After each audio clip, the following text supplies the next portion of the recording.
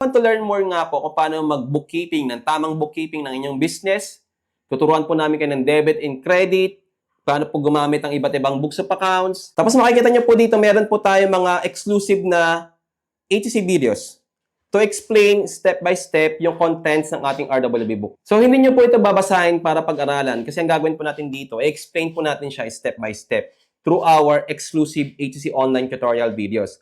Package na po ito, kasama na po dito yung ating RWB book, pati yung ating manual books of accounts package na to, pati itong exclusive nating HTC videos to explain step by step para pa nakalimutan nyo, pwede nyo balikan, pwede nyo panoorin ulit, pag-aralan ninyo. So meron tayong foundation muna before tayo mag-actual recording ng transactions sa ating manual books of accounts na pagka-practicean. So hindi tayo tatalon kaagad sa recording kaagad ng debit and credit kasi karamihan naman ng taxpayers, hindi naman accountant yan eh.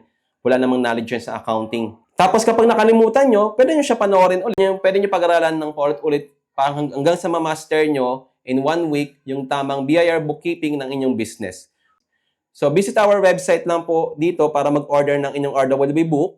Punta lang po sa ating website, htcbebe.com. If you want to learn more nga po kung paano mag-bookkeeping, ng tamang bookkeeping ng inyong business, tuturuan po namin kayo ng debit and credit, paano po gumamit ang iba't ibang books of accounts. Pumunta lang po kayo sa ating website, htcbebe.com, to order your RWB book. You may message us on our Facebook page, Accounting Tutorial Center, your RWB teacher, na lagi po nagsasabing, be educated po and you will be empowered.